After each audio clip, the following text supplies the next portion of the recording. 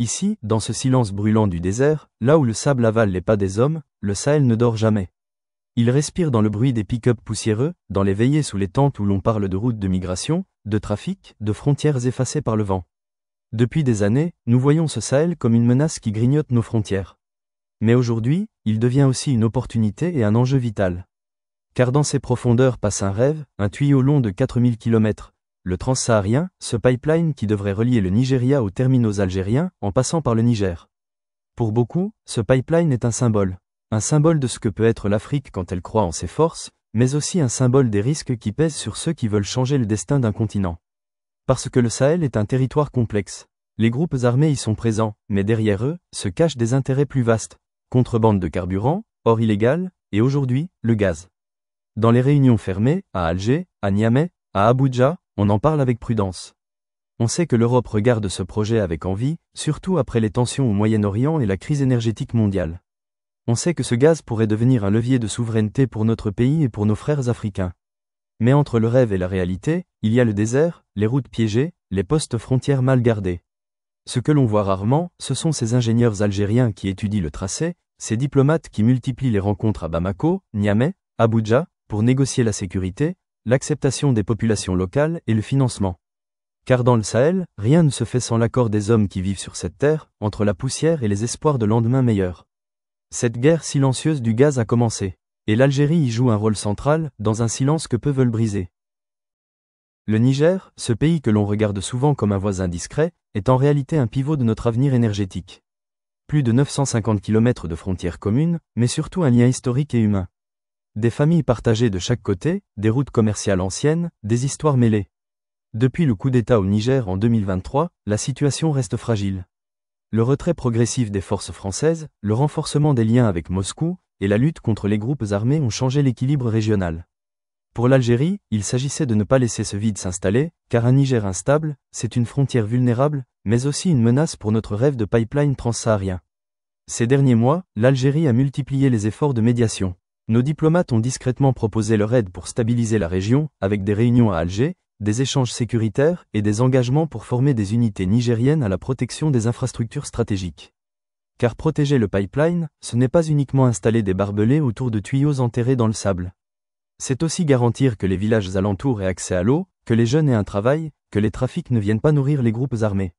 Au-delà de l'aspect sécuritaire, l'Algérie voit dans ce partenariat avec le Niger une manière de renforcer sa position en Afrique. Nos entreprises peuvent y exporter des produits, nos ingénieurs peuvent participer aux projets d'énergie solaire nécessaires pour les stations de pompage du pipeline, et nos diplomates peuvent y porter une vision d'une Afrique unie autour de ses ressources. Dans le tumulte du Sahel, certains voient uniquement des menaces. L'Algérie y voit aussi des responsabilités. Une manière d'agir avant que le chaos ne vienne frapper nos portes. Imaginez un tuyau qui traverse le cœur du désert, reliant les plus grandes réserves de gaz du Nigeria aux terminaux de Hassi-Hermel. Un tuyau qui apporterait des milliards de mètres cubes de gaz chaque année, de quoi renforcer notre sécurité énergétique, mais aussi celle de nos partenaires européens. Ce projet n'est pas nouveau. Il date des années 1980, mais il avait été mis de côté par manque de financement, puis par la montée des tensions sécuritaires au Sahel. Aujourd'hui, dans un monde assoiffé d'énergie et de diversification, le transsaharien redevient une priorité. L'Europe, ébranlée par les tensions au Moyen-Orient, les cyberattaques sur le GNL américain et les hausses des prix, regarde vers l'Algérie comme une alternative fiable. Pour l'Algérie, ce projet est bien plus qu'un pipeline. Il représente une souveraineté renforcée, un levier économique et un outil diplomatique. Cela permettra de créer des milliers d'emplois, de développer des infrastructures dans le sud, de renforcer nos capacités industrielles dans le transport et le traitement du gaz. Cela renforcera notre rôle de leader africain, capable de négocier d'égal à égal avec l'Europe. Mais il ne faut pas se voiler la face. Un tel projet attire aussi les convoitises et les menaces.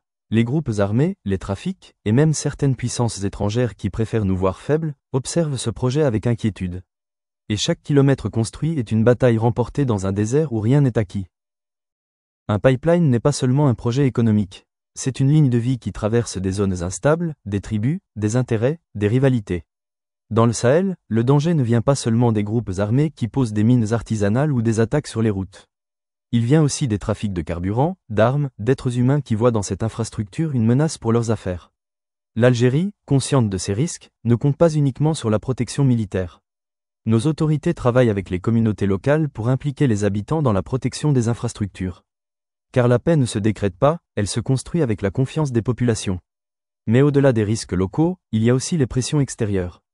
Certains pays n'ont aucun intérêt à voir l'Algérie devenir un hub énergétique majeur vers l'Europe. Des campagnes de désinformation, des tentatives de pression diplomatique existent déjà pour ralentir le projet. Pourtant, malgré ces obstacles, l'Algérie avance. Elle renforce ses alliances africaines, propose des solutions diplomatiques aux crises régionales, et investit dans la formation des équipes chargées de la sécurité des infrastructures énergétiques. Car le transsaharien n'est pas qu'un projet de gaz. C'est un projet de souveraineté, d'indépendance, et de vision pour l'Afrique. Derrière le gaz, derrière les chiffres et les chiffres d'affaires, il y a une vision. Celle d'une Afrique qui refuse d'être uniquement une zone de conflit ou de misère. Une Afrique qui construit ses infrastructures, protège ses ressources, et négocie avec le monde sur un pied d'égalité. Pour l'Algérie, ce projet est une porte ouverte vers le reste du continent. Une porte qui nous permettra de renforcer notre rôle diplomatique, de créer des partenariats économiques durables, et d'offrir une alternative aux modèles qui ont échoué par le passé. Car l'avenir de l'Algérie est aussi lié à l'avenir de l'Afrique. La stabilité de nos voisins est notre stabilité. Leur prospérité est notre prospérité. Aujourd'hui, dans ce monde incertain, l'Algérie ne veut pas rester spectatrice. Elle agit, malgré les risques, malgré les obstacles, parce que le futur ne se construit pas dans l'attente. Il se construit dans l'action, dans la coopération, et dans la vision d'un continent qui se lève. En Algérie, le silence autour des zones de transit du gaz n'est pas un oubli, c'est parfois une nécessité. Protéger les routes, protéger les populations locales, protéger l'espoir de développer le Sahel tout en gardant l'équilibre fragile qui entoure chaque opération sur le terrain. L'Europe, de son côté, regarde cette région avec un mélange d'urgence et de méfiance. Après l'échec de plusieurs politiques de stabilisation au Mali, au Burkina Faso ou au Niger, elle sait que la stabilité du Sahel est directement liée à ses approvisionnements énergétiques. Et dans ce puzzle, l'Algérie apparaît comme un acteur qui peut tenir debout, à condition de garder ses lignes de défense solides. Mais la question se pose, jusqu'à quand ? Le pipeline transsaharien est-il réellement viable dans cette conjoncture de tension et de changement climatique qui rend le désert encore plus imprévisible ? Les investisseurs étrangers se montrent prudents, et chaque attaque dans la zone relance la peur d'un projet mort-né. Pourtant, dans les salons d'Alger comme dans les assemblées locales au Niger, le projet est perçu comme une chance unique de transformer la région, de désenclaver des territoires isolés et de créer des emplois. L'Algérie veut démontrer qu'elle peut jouer un rôle de stabilisateur régional sans dépendre des grandes puissances. Elle veut prouver qu'elle peut être un acteur énergétique fiable tout en défendant la souveraineté des peuples du Sahel. Reste à savoir si cette guerre silencieuse du gaz sera un jour remplacée par la paix durable de l'intégration régionale, où chaque mètre de pipeline sera aussi une route vers un avenir plus stable. Ou si, comme tant d'autres projets avant lui, il deviendra un symbole d'opportunité perdue dans le désert.